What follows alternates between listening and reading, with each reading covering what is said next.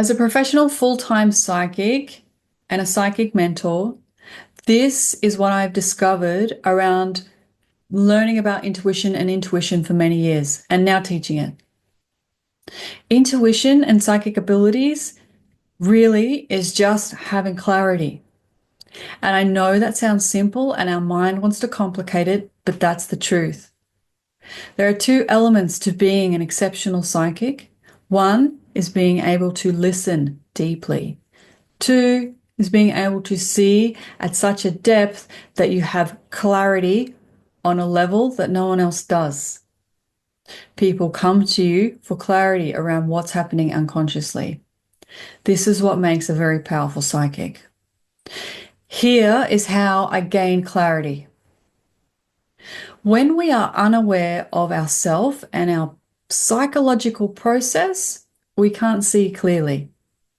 When we have suppressed and repressed emotions, we can't see clearly. It's very important if you want to be a high-level psychic or an intuitive practitioner, or even you just want to tap into your intuition in a very strong and trustworthy way. Understanding your psychological process on a deep level will give you this gift.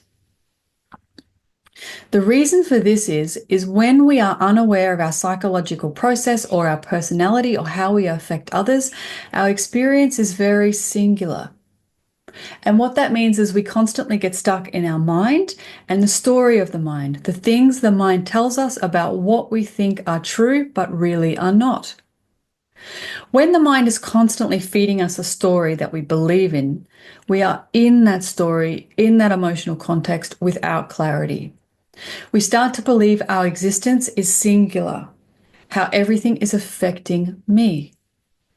But the truth of the nature is, in the reality that we exist and not up there, here in this world, it is a co-creation.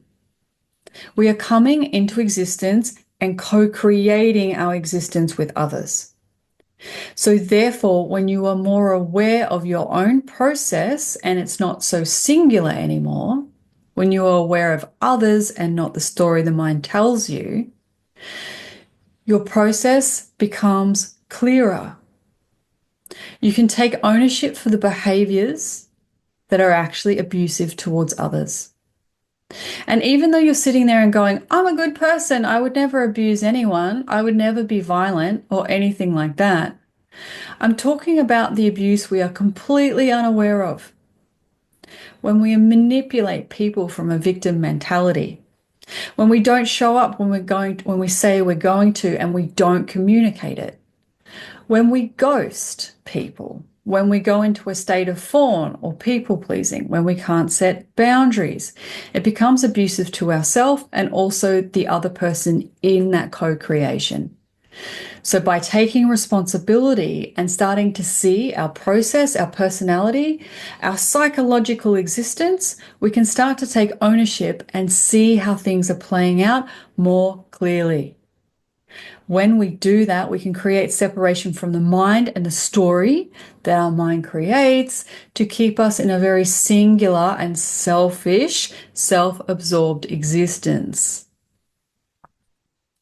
When we do that, we can then come into an intuitive state because we know the difference between the two.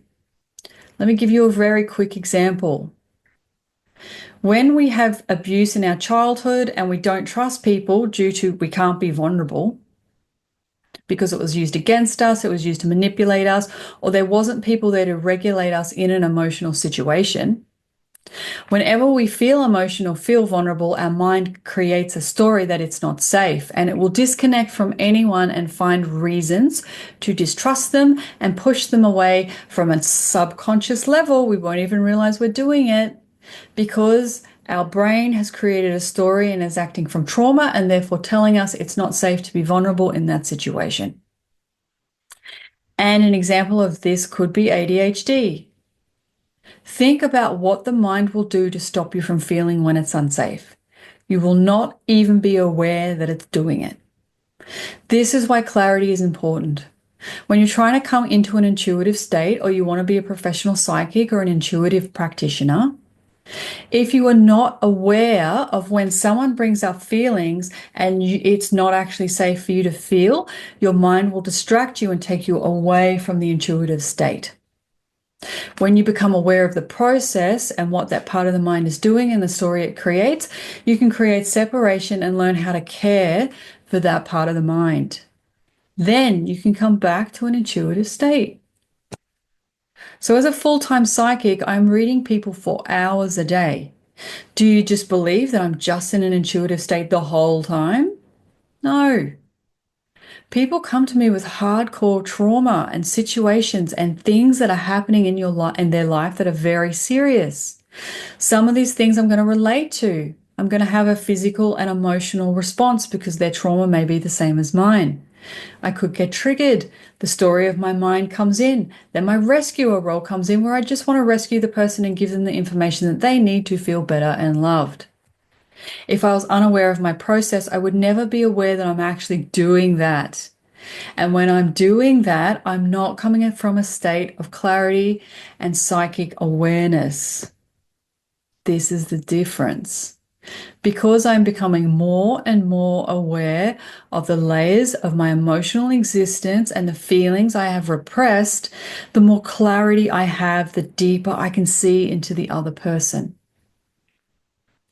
The way that I achieved this was through relational therapy, not general traditional psychology. Traditional psychology definitely has its place. It's an opening, it's a starter. It lets you start to express and talk about the things that have happened in your life. And it starts to give you clarity around psychological patterns. But what really helped me was working with a relational therapist to start to heal the things that were due to the relationship with others, aka partners, my family, friends, and how I showed up in a co-creation. Relational therapy also gave me the opportunity to create safety around feeling and being vulnerable and reprogramming my nervous system to actually start to trust. It also allowed me to create separation between the part of my mind that suppresses me, that doesn't want me to be seen, and also shuts me down from a nervous system perspective. Due to this process paired with deep intuition and psychic training, I was able to gain so much clarity around my own process, but also others. I can now see deeply into the subconscious of other people and give them clarity around what their process is and what to take to a relational therapist. So many of my clients have come to me and we do this. We go through a process. We look at the personality traits. We look at the things they can't see.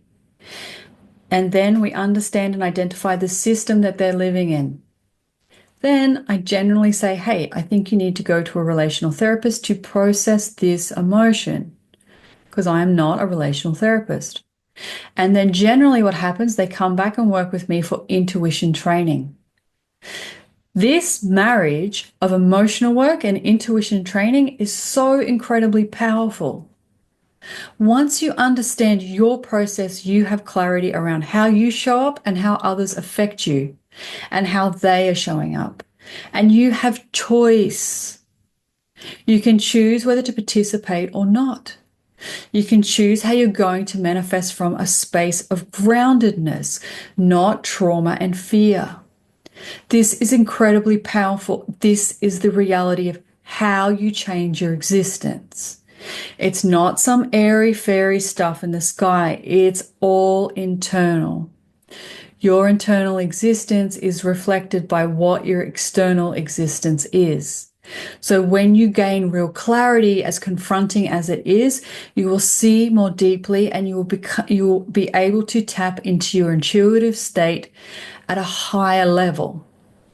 So intuition is two things: curiosity and deep listening, and then gaining clarity. And there are layers. It will keep going for as long as you keep looking and listening. If you want to know more about this process, Check out what I do. I teach people how to be psychic on a high level, but I can also help you understand what your process is.